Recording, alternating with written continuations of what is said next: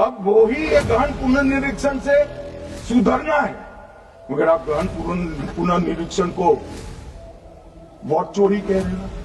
मान्यवर, वोट चोरी किसको कहते हैं वो मैं बताना चाहता हूँ, और हमारे यहाँ कुछ परिवार ऐसे हैं जो पूछते नहीं वोट चोरी। राहुल गांधी पिछले 1 साल से लगातार वोट चोरी का भ्रम देश भर में फैला रहे हैं और देश को अस्थिर करने की कोशिश कर रहे हैं।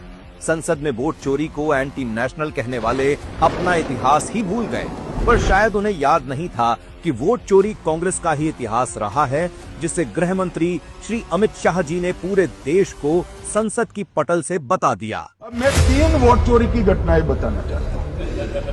सबसे पहली घटना हुई आजादी के बाद देश का प्रधानमंत्री तय करना था। तय कौन करना था? तो उस वक्त के जितने प्रांत थे इसके कांग्रेस के अध्यक्षों ने, उनके एक एक वोट से तय होना था। अब 28 वोट श्री सरदार पटेल को मिले और 2 वोट जवाहरलाल नेहरू जी को मिले।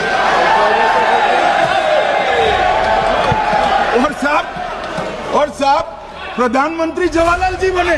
मान्यवर, दूसरे प्रकार की वोट चोरी और नैतिक तरीके से चुनाव जीते, ऐसी वोट चोरी भी भूतकाल में एक बार हुई थी। श्रीमती इंदिरा गांधी रायबरेली से चुनी गई। इलाहाबाद हाईकोर्ट में श्री राजनारायण पहुंचे कि चुनाव नियमों के अनुसार नहीं हुआ। इलाहाबाद हाईकोर्ट ने ये तय कर दिया कि श्रीमती गांधी ने उचित तरीके से चुनाव नहीं जीता है, हम इसको रद्द कर दें। मान्यवर, ये भी वोट चोरी थी, बहुत बड़ी वोट चोरी थी।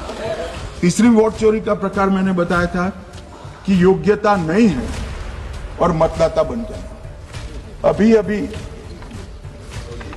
अभी एक वाद पहुंचा है, वाद मतलब डिस्प्यूट पहुंचा है दिल्ली की सिविल अदालत में।